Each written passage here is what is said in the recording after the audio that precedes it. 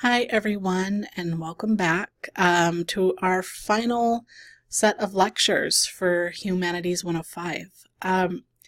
This week we've been talking a lot about social movements and what they are and what they look like, and the different ways in which kind of everyday people have envisioned what a better world would look like.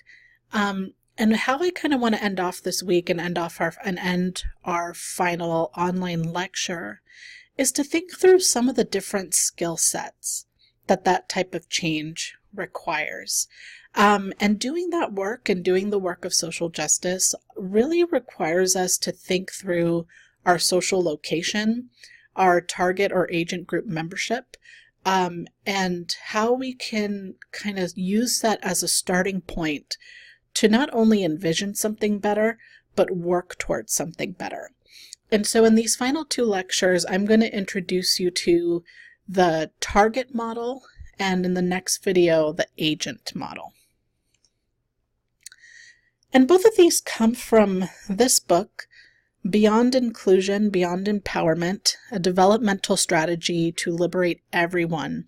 And the primary authors of this are Leticia Nieto and Margot F. Boyer out of the University of Washington, who have backgrounds in psychology and have done really extensive work on what target and agent group membership feels like, and how we can build our knowledge of that ranking system, where we stand in it, so that we can really start to do the work of positive social change. And, you've actually already been exposed to a part of this model, because it's this book where the addressing model comes from, which we've been kind of using as a model to understand social stratification throughout the course.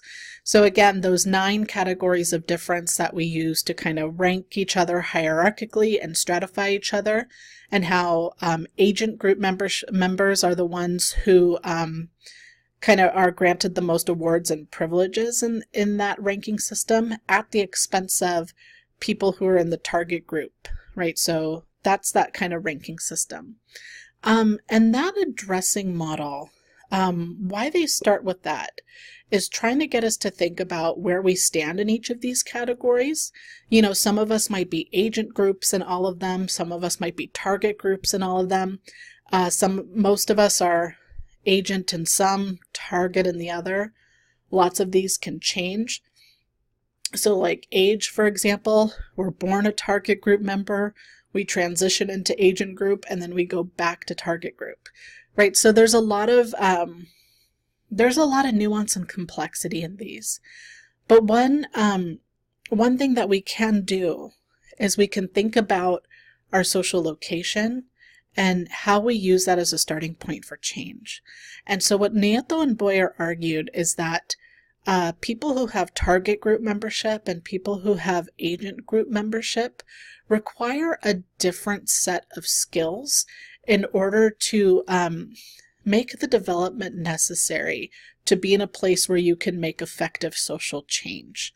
And the skill sets needed for target group members, they called the target model, and the skill sets needed for agent group members, they called the agent model. And so in this video, we're going to start with the target model. And so the target model, you can kind of think of as a set of stages of development. But one thing to keep in mind is that as you move from one stage to the next, it doesn't necessarily mean that the past stage ends. It just means that you've kind of moved on into the next one. And sometimes we kind of find ourselves going back and forth between them. And so what this model is trying to get us to think about is, how do we begin to develop awareness of power? And how do we come to a point where we can kind of do something about structural oppression? And so here's the model. Right? So what Nieto and Boyer argued is that target group members, we kind of start off, and side note, as we're going through this, I want you to think about a target group membership that you hold, and think about through each stage of this, how these might apply to you. Okay. So, target group, we're born into this kind of ranking system, and we start off in the first stage, which is survival. And so in survival, well, it's kind of what it sounds. We're trying to survive structural oppression. We're often not very aware of structural oppression systemically. We don't think of it as structural oppression. We kind of just see ourselves as individuals trying to navigate our environment. And we're not necessarily looking at our environment as an institution. So we're looking at it in a very individualized way. And so then what happens, we develop strategies to survive oppression. And those strategies can usually take one of two forms, or maybe both of them. The first one is approximating agency.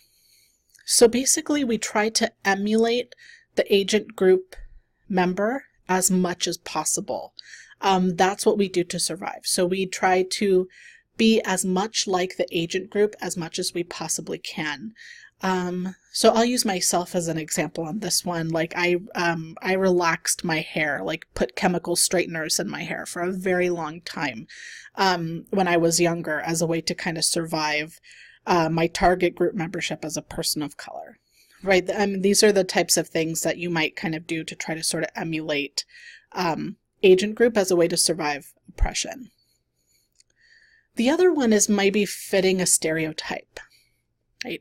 So rather than approximating agency, someone using this strategy might try to emulate the stereotype that exists of their group. So maybe a woman will be hyper feminine in the workplace, for example, as a way to kind of survive the expectations. It's like, yeah, so they'll kind of try to emulate that as much as possible. Not agency, but the stereotype of their own group. You can't really stay here for long. So what often ends up happening is we enter into the next phase, which is confusion. And what's happening in confusion is, you know, when you're surviving structural oppression, you're going to find yourself in these moments where you're starting to become more aware of power. You know, you're starting to realize maybe this isn't just something I'm doing. I'm not experiencing all this stuff because there's something wrong with me. There's something else going on. You're still not aware of structural oppression yet. You're still not understanding this in a systemic, structural way. But you are realizing there's more than what meets the eye. Confusion doesn't feel very good. It feels, confusing. It feels unstable. And so many people will revert right back to survival as a way to kind of cope. Others, however, under the right conditions, will move into the next phase. And the reason that we're putting a line here, because this is where we start to enter the development of what they called Reese Entering awareness, which basically means we're starting to become more aware of structural oppression. And this requires something very specific. When we enter this phase, what ends up happening is that we find ourselves in a target-only space. Right, so maybe a person of color gets to college and joins like a student group, like Black Student Union or MECHA or something. And so they're talking to other students of color about what they're experiencing in the classroom. And then they're realizing that the things that they're experiencing, all of their friends are experiencing too. And so when that happens, they realize, oh, it's not just me. I'm not alone here. We're all experiencing this. So there's something bigger going on here, right? You're starting to realize that this thing called structural oppression. And when that happens, you've entered the empowerment phase. And the empowerment phase, you not only become aware of structural oppression, you really commit yourself to learning it. You start reading and studying everything you can. Maybe you start watching the news more. You start trying to develop a language to talk about it.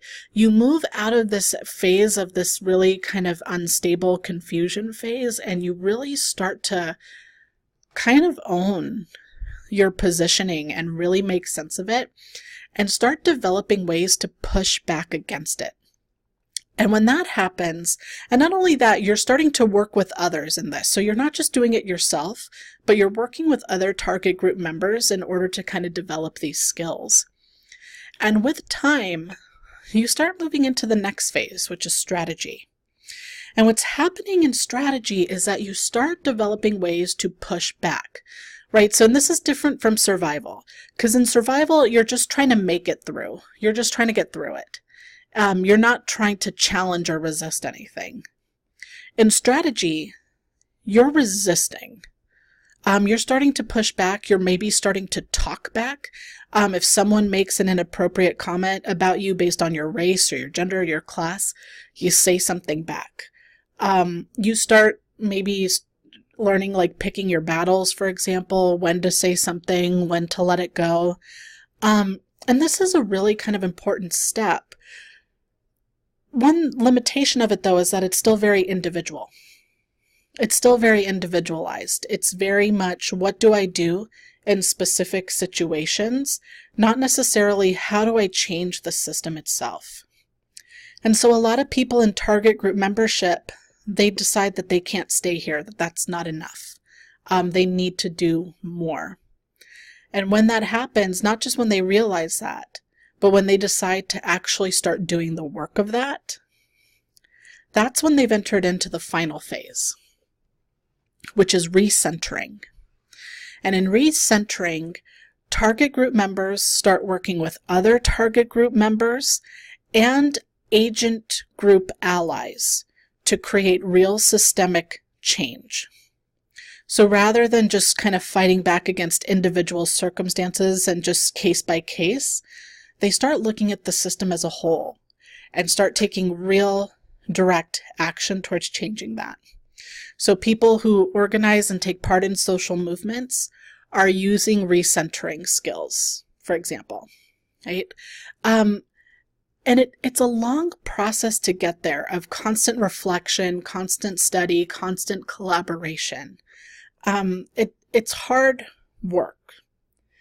But what Nieto and Boyer argue is that it's that going through those stages in a very kind of conscientious way and really kind of making that effort is how we get to a point where we can enact real change. So as we move on into the next video, again, I canceled the online exercises for this week because I think it'll be more helpful if we do some of that application work in class, because this can be complicated for students to understand at first. I want you to be thinking about any target group memberships you might hold, and think through how you maybe have experienced any of these stages, where you think you're at now in this model, and what it would take for you to make it to the next step.